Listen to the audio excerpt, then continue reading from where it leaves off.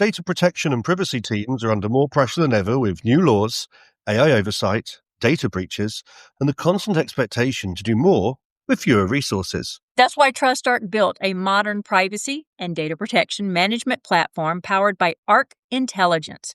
It unifies your tools, automates the work that slows you down, and surfaces what matters most right when you need it. From guided quick actions to our intelligent assistant, Ask Arc, you get credible, contextual answers backed by expert research, not generic AI guesses. Finally, privacy that works the way privacy pros work. Learn how TrustArc helps teams move faster with confidence at trustarc.com/serious-privacy.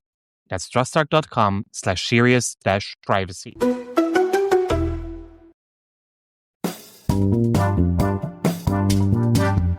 You're listening to Serious Privacy by TrustArc.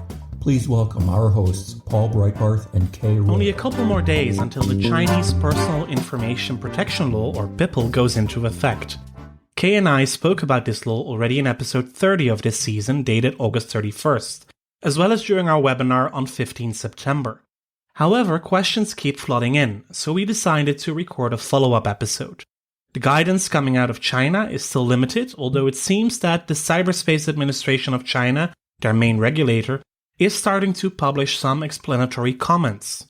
And we do not do this alone today. We are joined by Graham Webster, and Graham is a research scholar at the Stanford University Cyber Policy Center, as well as editor-in-chief of the university's DigiChina website. A great resource I've been using a lot lately, providing lots of translations of China's digital laws and policy documents. He is an expert on issues at the intersection of US-China relations and advanced technology, and we are very happy that he is joining us today.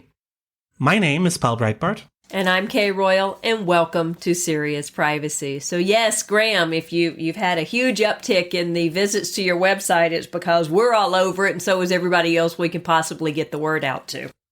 So thank you for joining us today. Well, thanks for having me. Yeah, I've just got the analytics set up again. We actually have a new website design that's gone live in the last few days, and we had an analytics dark period there, but I've come back to find it, as I expected, that the Personal Information Protection Law is among the most popular posts, as well as a bunch of the essays that we've published from experts on the topic. And you were very quick in releasing your translation. It happened within hours of the law being adopted. We have a little, a slight nerd cabal on this particular topic in our network. It's a volunteer-driven project, so things come out more quickly when there's a lot of enthusiasm. And on data privacy specifically, we just have some great contributors who we were all watching closely and ready to go for it. And the changes were interesting too. We love that. Paul and I resemble that remark. Yeah, kudos to all of you. So, okay, unexpected question. Are we ready? Y'all are going to love this one. Never. When was the last time you were sick? And Paul's glaring at me. It's interesting. Hopefully sick of the mind doesn't count. But I think, I think I've managed to just not experience it in any real depth since about December 2019, which is also the last time that I traveled to China and the last time that I was on international plane flights. And, in December 19, there was a news report that there was an outbreak of, I think it was the bubonic plague in Inner Mongolia. And I remember being on domestic flights in China and worrying about, was I going to bring home the plague when I went to visit my family over the holiday? But that was not actually what we should have been concerned about that month. Well, you kept the plague in Mongolia, at least. That is a good thing. Thank you for that. And we thought that was the worst thing to worry about, right, Paul? At that time, yes. The answer to that question is right now, or actually, most of it last Friday. And I was gutted about it. I haven't been sick indeed for well over a year and before COVID. And to catch a cold right now, this period of time, and especially on Friday when there was a big inaugural lecture at my university for our second professor in privacy law, discussing 20 years of the Lindquist case. We'll put the link in to the YouTube channel in the show notes, because it's a wonderful lecture. And I won't spoil the surprise at the end, but there is a big Lindquist-related surprise at the end of the inaugural lecture. Oh, very cool. And I'm with Paul. It's today. So, they say the longer you're together, the more you're alike. Yeah, I started getting sick last Friday. We were in Long Beach with the grandchildren. I was working, and apparently the 3-year-old decided to bring Mimi a gift of a cold. Lucky you. Lucky me. Well, at least it wasn't me. I mean, we are still 9 time zones apart, so. No, but my husband is sick too, so there we go. So, all right, let's move on and talk about China, because people are clamoring for updates and clarifications and what's happening. So, it's not like the CCPA. It's not like we immediately started amendment. No, I think this is the law, right? We will not see any changes from the National People's Congress anytime soon. They don't have the habit of publishing a law and immediately changing it. Well, that's right. I mean, I think the biggest movement that we're going to see recently were the changes that came out on August 20th when the final version of the law was released. And, it goes into effect November 1st. There were several new things, and I think those are the best indications the government's recent focus on the personal information protection field. So we can talk about those a bit, but overall, very understandably, anybody trying to operate in China is looking for those detailed implementing regulations and other guidelines, standards, etc., that tend to come out. And I wish I had better news for everyone. There may have been some movement that I've missed, and please, let me know if there are things that I should be reviewing that I haven't.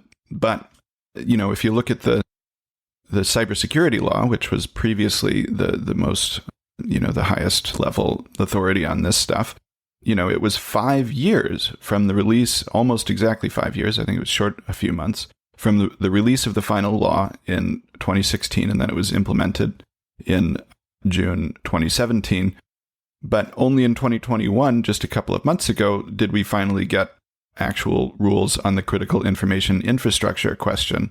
And this is a category for people who aren't steeped in Chinese law that is just, it's crucial. It's especially crucial for data because entities that are designated as critical information infrastructure under the cybersecurity law are required to localize their user data and their important data and undergo security reviews if they're going to, as the law puts it, if they truly need to transfer the data abroad. So, whether or not your critical information infrastructure is highly consequential. And some of this was just fuzzy for 5 years.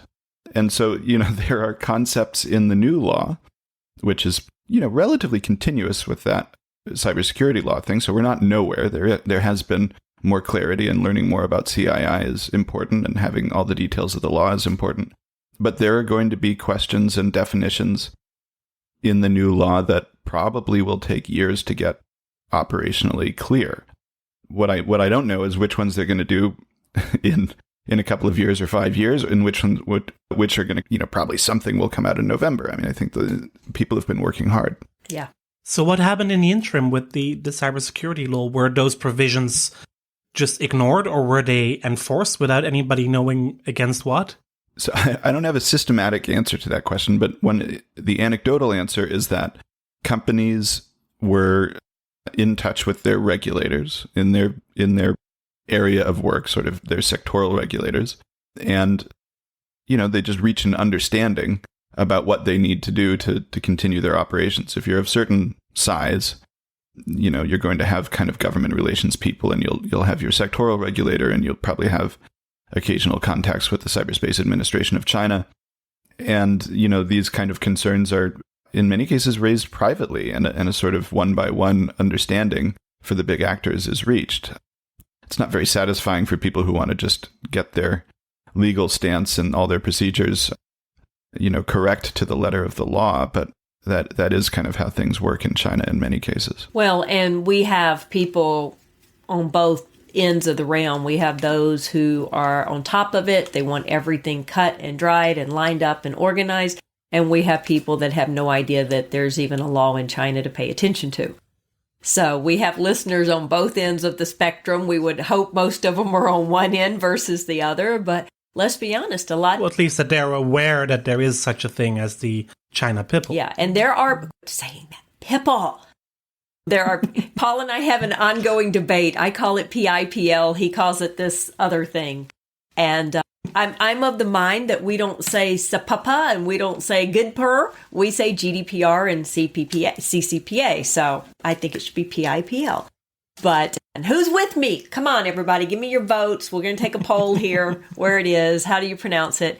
But frankly, there are people who still are kind of unaware that there is a new privacy law in China, and it's a little scary. I mean, considering how tough this law is, it's a little scary that there are companies that are still unaware. And then, of course, you hear the stories of companies like LinkedIn who have decided to stop processing data from China, which we also saw in the early days of GDPR. We still see that for lots of US news outlets mainly dealing with GDPR. Lots of news websites are still inaccessible from Europe. Yeah, which is interesting. Well, most of the foreign news websites are not going to have to worry about this in China because they will be blocked. Yeah, that's fair. I think, but no, it's a bit of a joke, but it's also relevant to the LinkedIn question because it's not super easy to untangle why exactly LinkedIn has made the decision that they've made. But the way that they've set it up is leaving China completely. They're still going to be dealing with Chinese user data. They're switching from having an instance of LinkedIn that's connected to the global network that is established in China and follows Chinese censorship rules, and they're closing that. They're closing two aspects. One is the link from China into the global network, and the other is because they're replacing it with a different platform. The new platform will not have user-generated content to the same extent, so you won't be able to sort of blog or share news, which really cuts down on their censorship burden. And, we just published a new translation of some guiding opinions on algorithmic regulation, algorithmic security. And I was looking at the other algorithm stuff recently, and I sort of was reminded, as I think Kendra Schaefer from Trivium China had mentioned online, that there are draft algorithm regulations that also would give a requirement for LinkedIn to register its algorithm if they were going to be operating in what's called, I'd have to bring it up, but it's something like, products with public opinion implications or with the potential to cause mobilization, right? So there's this whole provision in these draft rules that if you fit that bill, if you're essentially trafficking in news and public affairs stuff such that public opinion could be affected or mobilization could happen, and this is big business if you're the Chinese government. Mobilization is the key thing you want to prevent, especially cross-cutting mobilization. It's sort of China Political Science 101 from the 1989 era. What really made the Tiananmen events so powerful and so terrifying to the Communist Party? Well, in part, it was that it was students and workers and people from the countryside all starting to sing by the same tune in a way that hadn't happened before. Well, now we have the internet, so the mobilization, the cross-cutting mobilization would probably be online if it were to emerge. And to prevent that, they're going to have people filing their algorithms with, the whole filing process and a license. So which is interesting. You're going to have to get your algorithmic use approved and then put your license number on your website, if it fits this bill. And of course, if this provision gets finalized and however they, specify the process, if it's passed. But that also means that both you as a company, but certainly also the Chinese government, needs to be able to understand your algorithm and all of its workings. Whereas many companies nowadays claim, we don't even understand our own algorithms anymore because they are self-learning and they've just evolved. Right. And so suppose that you've solved the question of how to explain an algorithm, which is not easy, and in many cases, it just simply is not solved. But so suppose you have. How many staff do you think the Cyberspace Administration of China have available who can understand the explanation of the algorithm, right? I mean, there's a lot of questions around that. But if you're LinkedIn, you've got censorship requirements have been getting worse. It's just, they got grilled about it in various ways earlier this year. I think it was in March that they were required to suspend new user registrations in China for a while they worked on this. And then there was sort of outside of more foreign accounts had gotten blocked from Chinese view because of the content that they displayed. And LinkedIn has been over the years, they've been notifying people who get blocked in this way. So that's part of how this story kind of escalated, because a few activists and journalists got blocked and rightfully made noise about it, saying, geez, this company's really clamping down. Right. And then for whatever reason, whether it's the privacy law or not, they because they would have new cross-border data obligations that may not be clear yet, right, under the new law. So, and there's no way you can operate this cross-border social network without some arrangement where you're transferring some personal data, which is super broadly defined, across borders, because you're going to be displaying it to the other users one way or the other. Right. So what are the politics behind this law? Is PIPL aimed at containing data flowing out of China to US and European companies, or is this more a clampdown on companies in China becoming too powerful because they have too much data? What is the feeling of you and your team on this issue? I think there are several things going on here. I mean, the first, I'd make a kind of long-term, short-term distinction. The long-term intention of this project, and it really goes back, more than 15 years. We had one of our Stanford students and one of our contributors did an interview with Zhou Hanhua, who's a professor at the Chinese Academy of Social Sciences. And I really recommend folks look at this interview if you're of the scholarly inclination and want to understand the legislative history here. So our student Yehan Huang and our contributor Mingli Shi spoke with Professor Zhou, and he had been part of an effort 15 years ago to develop a personal information protection law. And it made it to the scholars draft stage, which is before things get made into a real draft that the National People's Congress is dealing with. But it didn't advance. And by the time they took up this effort again a few years ago, the technology had changed, so a lot of it had to be the GDPR had been finalized and maybe was being implemented about the time they started on this again. And so, but that's a long-term project where the motivation is, take it literally. It's protecting personal information and specifically from harms to privacy, from, accidental or malicious exposure of personal information, also against unscrupulous exploitation commercially. But there's also a kind of national security understanding that in aggregate, large amounts of personal information can be leveraged for means that would threaten Chinese national security. And, it's not hard to understand how that makes sense, because it makes sense to U.S. regulators and people around the world that if a foreign adversary can get in and analyze all your data, they can figure out who to target in espionage, they can, make other trouble. So that's a sort of long-term trajectory, and in that trajectory, a lot of the basic structures of the GDPR and other contemporary data protection got incorporated. The short-term story, and this is where I think it's a little more recognizable as politics in a way that you might not look at that, methodical, of course we need to protect personal data thing as politics, is, looking at the changes that came in the last version. So I'll list them briefly. We came up with 7 that we identified. And I'm not going to go into, I don't want to take too much time, but I'm going to list them. And I think but they are indicative of the things that are recent priorities. And they may be indicative of the way in which the law might be used more acutely in the future. So one is banning automated decision-making for price discrimination, where they would analyze your data and decide whether you're probably willing to pay a little more and then discriminate against you in price. Another is to designate personal information for minors under 14 as sensitive personal information. So this, with stricter rules around that, there's a lot of concern in recent regulatory and political moves about harms against minors. There were some shifts in the way cross-border data flows might be handled.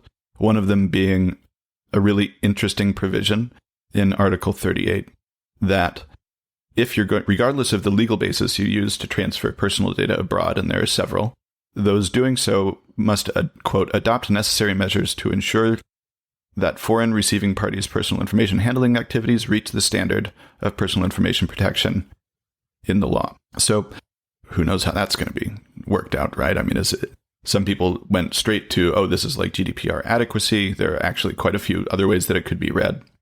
The next one is... Let's hope actually it's adequacy. I think if it is adequacy, that would open up a whole new stream of possibilities to get data out of China on top of the contractual requirements or the assessment requirements. Yeah, and there are indications that among the changes in the final draft was a signal that one of the legitimate grounds for transferring data abroad would be pursuant to a bilateral or multilateral agreement among countries. So whether that's sort of adequacy or whether it's about, kind of reaching an international...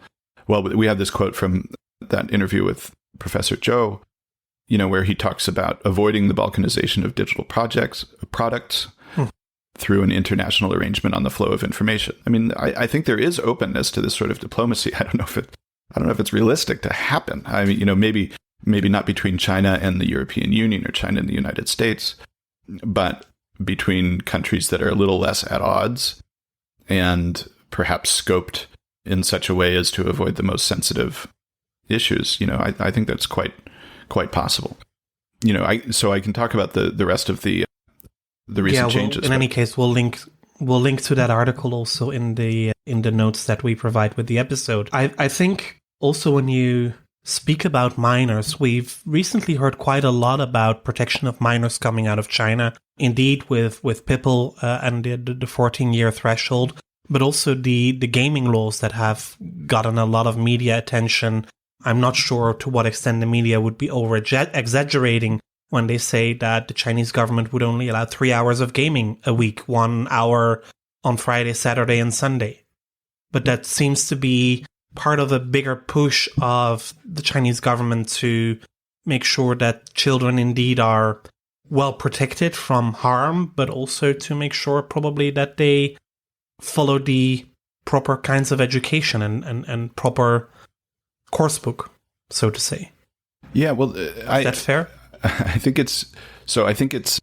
don't think the media were overstating what the rule said. And I don't have that one in front of me right now, but essentially, yeah, it was for minors defined under a certain age. You were limited to some preposterous short period of time for online gaming. Now, being from the 80s, I personally just envisioned that you would go to your offline console and, play Mario Kart on Nintendo 64 or something, but I'm not sure if that's available to the children of China right now. But original Mario on your Game Boy. Of course, why not, right? But joking aside, I think there is an intention to try to reduce real harms on children from overuse of technology. But, this is a recognizable concern to parents. I mean, I don't happen to be one, but many of my friends are parents, and you can't avoid it. This concern about screen time. I am a grown person and I have screen time problems. And it's, it's not very healthy for us, is it? And I think so there's combine that kind of widespread concern with the sort of increasing, I guess I'll say paternalism, because it's, Papa Xi in one of the colloquial phrases that's been going back years. They've been going further into everyday life, and censorship has been getting more intense, and there's just a greater emphasis on, unified public virtue. But there's also, just the constant current in Chinese regulation of sometimes regulators, capture the political verve of the day and go farther than is actually practically enforceable, right? And so perhaps by limiting the ability to game at the platform level, some reduction can be achieved. But of course, what happens if somebody uses the gaming account that is actually assigned to their older sibling or their father or something, right? Mm-hmm. I mean, it's, kids are going to play games. You can't put a guard in every bedroom. Right. And if some parents appreciate the state's help in cutting down on their kids' use, that might play well for them. But I also just think that I would not be too confident in this getting well enforced. And I just saw a headline. I didn't get to read it yet, but I just saw a headline saying that kids have started to watch other people playing video games during the time in which they're not, allowed to because of this quota. And, it's a particular also a global cultural trend that I've never participated in. But, if people are going to use their time in ways that the state believes are wasteful, they're going to do it. They're just going to find a way to waste time or not waste it, depending on your perspective on these activities, which, look, I don't understand them, but... I'm old enough to recall the pre-internet days, and then we would just waste our time by hanging around outside. Wasting time is also part of growing up. Yeah, I certainly think so. Children. Well, thank you. I'll take it. I mean, I'm going to be honest here. Our first gaming console was, oh God, what was it even called? I don't know, but it had Commodore 64. It had the ping thing where you put the bar up and down on each side, and you tried to hit the little ball. Yeah, that sounds like a Commodore 64. Yeah. Now date me. I played that. But no, you're right. I mean, parents through the ages have all faced the challenges of the generation behind them coming up with more technology, more information to battle, more freedoms, and what they're doing there. So in essence, this isn't a newer battle that we're fighting. It's just newer technology. I mean, we're continuing to advance, and that's what's going to continue to happen. That's my wisdom for the day. Sorry. I guess I'll just be clear that my position is uncertain on this, because it is part of a wave of state limits on online platform use that seems to me to be expanding from everyday censorship and this sort of mobilization prevention goal to things that verge a little more toward invasion and intervention into the private sphere, right? And that's the scary part, is the government playing dad. I mean, I think there's some of it's unavoidable, but I find it scary. I mean, to zoom out, I mean, we're talking about this privacy podcast, while the other side of privacy is public, right? And we're at I'm the transparency part. Cool. Break down those walls. So she claims. Well, it's just something I've been thinking about for a little while, and I happen to have started studying China in kind of the mid-aughts when I was finishing college. And around 10 or 12 years ago is when we see, in my view, the greatest extent of the public sphere in the kind of Habermasian sense of a relatively open space for discourse in China throughout its entire history. Because there was never a time before electricity that there was such a wide public sphere. Literacy and the ability to write things down was limited. The printing press was controlled. Then there was the telegraph. Then there were, sort of broadcast media. And the internet really busted it open about a quarter century ago. And as it rapidly rose in, as penetration of internet use spread through society, there was this moment, a high tide of relatively open, relatively less censored discourse online that then started to ebb, as I say, about 10 years ago. And if that kind of ebbing of openness crosses the boundary from a shrinking public sphere to a shrinking realm of freedom within the private sphere, then we have a really, really repressive situation. And unfortunately, I've been out of China for almost 2 years, so, direct impressions are hard to get. But I don't think people who are afraid of that type of outcome are out of line. It's just that for this particular question, each time you look at one of these things, you have to look at both the trend line, which is not good if you're interested in freedom, and then the practical implications, which I just don't know if you're going to enforce no video games for kids, because kids are pretty good at getting around stuff. What about this reporting to the social credit score? Yeah, so I mean, that's a whole topic that we could get into. I think the basic thing to say about the social credit score to an audience that doesn't focus on China full time is that it's likely that much of what you've heard about the social credit system is wrong. For one thing, there is no social credit score that's a national plan or existing concept. This doesn't exist.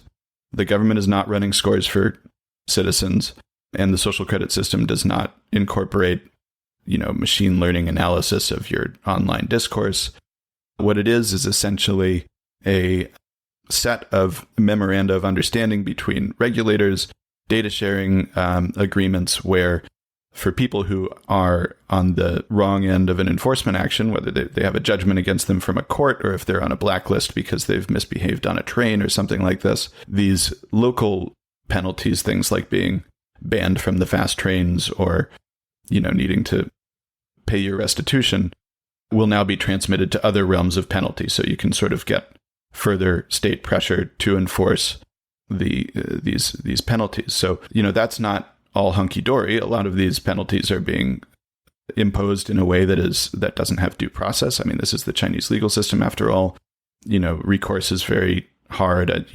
There are all kinds of problems in the justice system, but it's not, a Black Mirror episode, and it's not say to your friend in a private chat that that you have less virtuous thoughts, that you'll lose 2 points. So that's kind of a meme that's gone around that's false, and it's really stubborn. And so I always take the chance to mention that. And I do, if people want to look into the issue, I would recommend work by two people. One is Jeremy Dom, who runs China Law Translate, and he's a senior research scholar, some similar title at the Paul Tsai China Center at Yale Law School. And the other is Shazida Ahmed, who is a really amazing researcher on the specifics of these arrangements in China. And I think she's now affiliated with AI now. I've lost track of it. She's right in between things, but anyway, is finishing her PhD at Berkeley. So these are two really excellent sources on that. That's helpful. Thank you for that. Yes. When we speak about enforcement, are there any expectations on how PIPL is going to be enforced? Will that indeed be in the hands of the Cyberspace Administration of China, or will that be elsewhere? Will they actively start looking immediately after November 1st? What do you hear, if anything? I don't think I have a well-grounded specific answer, but I think CAC remains the lead enforcer on this stuff.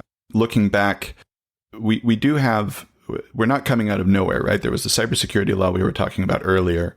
And then the same month that GDPR went into effect, there was the Personal Information Security Specification, which we will not pronounce as an acronym because that's, or unless you really want to. But that specification was a non-binding national standard that was described by its lead drafter as one way to comply with the personal information provisions of the cybersecurity law. So this already included a bunch of this sort of notice and consent stuff, and it was already used as grounds. It was actually used as grounds for enforcement action before it became effective, which was interesting. So the CAC goes around, and some of these enforcement actions are, they're meant to be both to require people to rectify their practices and to come into compliance, and they're also meant as a demonstration of what the priorities are. And so I expect that we'll continue to see what we've seen for a few years at minimum, and that is periodically CAC and potentially other regulators will release a list of, 200 mobile apps that are, and along with the provisions, the way in which they're abusing or misusing personal data. In many cases, it's, failure to give the proper type of notice and failure to do this and that, procedural thing. And in many cases, when it's not, as the translations usually come across, a grave violation, it's just they get this notice, they're required to rectify the practice within a certain amount of time, and then it goes away. In more serious cases, you get apps that get suspended from app stores for a certain period of time, or are ordered, shut down for a certain period of time while they change things around. That's also meant for demonstration purposes, but it can range from a sort of, slap on the wrist that screws up your operations for a little while to being part of the whole panoply of things that are happening to the ride-sharing app Didi.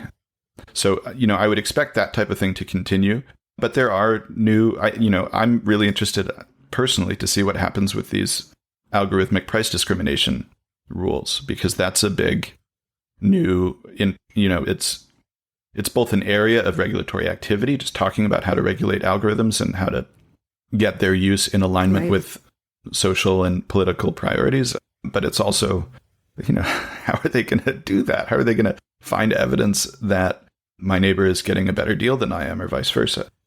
That's pretty interesting. Yes, absolutely. It remains a fascinating issue, especially with so much still hanging above the market. It's clear also from the explanatory guidance that I referred to in the introduction of the podcast. Those are not official viewpoints of CAC, but they have been elaborated by academics in China, but they have been republished by CAC, so I guess that's some sort of endorsement. And they speak very strongly about the 4 basic principles: lawfulness, fairness, necessity, and integrity. Also to ensure that any abuse of information technology and the unreasonable application of automated decision-making are not taking off, are not getting more ground. And they also mention data very specifically as a new type of strategic resource and competitive advantage beyond capital and technology. So I think that also gives a bit of an idea also of the government's approach to all of these data-related issues. And would you expect more legislation, or is this it for now with data security law, cybersecurity law, privacy information protection law, personal information protection law? Are there more in line? I would think that we're at a stopping point for big laws for now, because there's so much to do to fill these out. And you're right to see them, the data security law and the personal information law as connected, because they were both in process for a long time. They kind of have complementary, not super conflicting approaches, but not. I like that. Not super conflicting. They're also not completely. These are different groups of people who drafted this stuff. The data security law is work by more or less the state security, national security, public safety people. So it's the police and the national security types. And the personal information protection law is the work of the civil law people and the market regulatory people. And, they're somewhat, they're not super conflicting, especially in comparison to the way that some of these concepts are framed in confusing ways between the civil code, which was released, the dates are daunting to me, but within the last year and a half or so, and which includes a bunch of language about privacy, which is not mentioned in the personal information protection law. The stuff about privacy and your rights to privacy are in the civil code, and they include a bunch of language that is non-commensurable, or at least not the same language, and creates confusion. And I've talked to a number of scholars from China who, have some greater vision than I do about this, and the impression I get is that, this was actually literally a lack of coordination between originally the personal information security specification and then the civil code project. And then, it's just different groups of people working. So I think they have differences to work out. And, but I want to go back to something that Paul said, I think, about summarizing these essays that are being reshared by the CAC. And I do think that carries a certain amount of authority. I mean, they're not going to republish something that isn't at least extremely close to the official line. Right. And the key thing there is the idea of data as a strategic resource. So there's, in all of these data policies, there's an attitude that isn't just about control, although the control aspect is kind of naturally in the headlines because it seems to be advancing so much and it gets people worried about big changes, and justifiably so. But there's another side of the coin, which is to ensure that data can be harnessed for development outcomes and for national prosperity. And so one of the most interesting pieces that people have brought to DigiChina recently was one a few months ago now, in June, looking at new draft provisions on automobile data security. And the authors argued that this was the beginning of a trend in Chinese regulation where things like the data security law and the personal information protection law leave much up to sectoral regulators, and each sector is going to come out with the detailed approach to try to balance these questions of data security and personal information protection against development. So this is, I really, I'll send you this link too, but this was a great piece by Kendra Schaefer, Sam Sachs, and Xiaomeng Lu that, that really looked into that. And it gets more detailed, right? I mean, and you can't imagine that the personal information protection law or the data security law, these things are, they're not short, but they're not 500-page documents.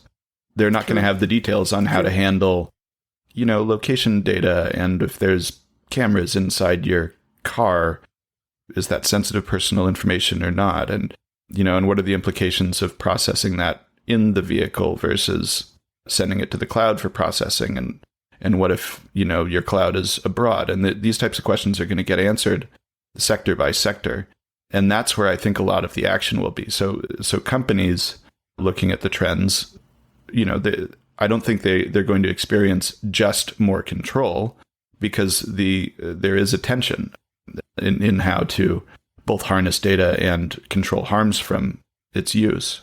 But it's not going to be clear, especially for smaller operators. I mean, this is one of the big trade-offs in this type of regulation. If you're Tesla, among foreign companies, you're better equipped to develop individualized relationships with the various regulators that touch on your work.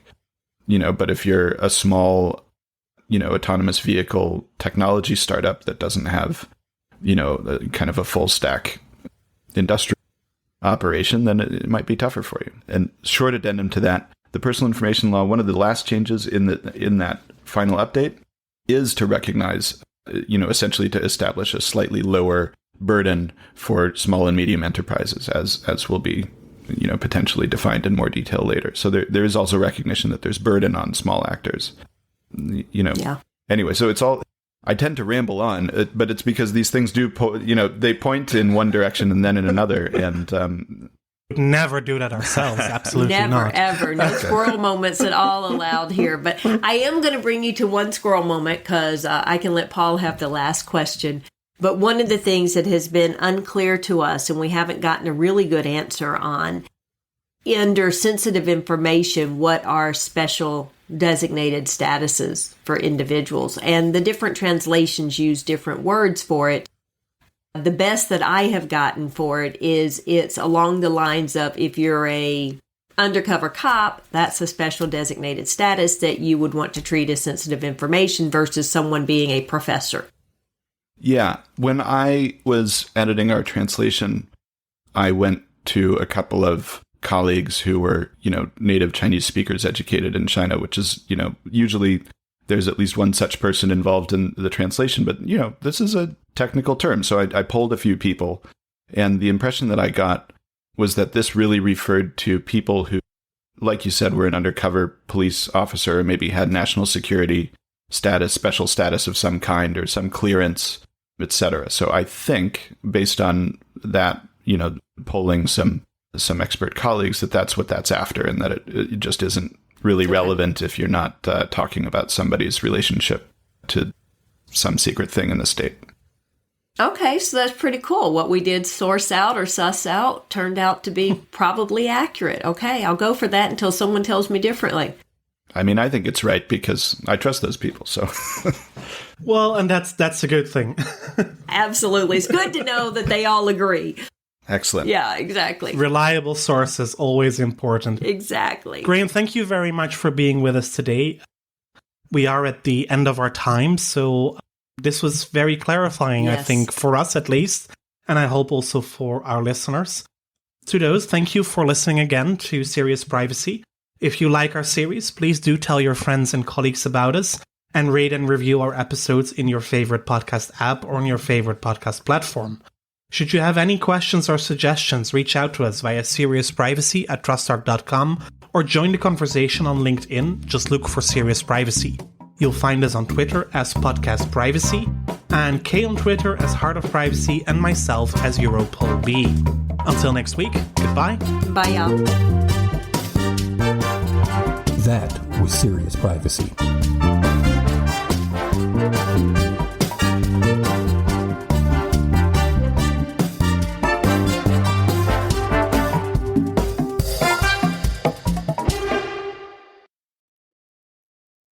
If you're a data protection or privacy professional, you already know the pressure.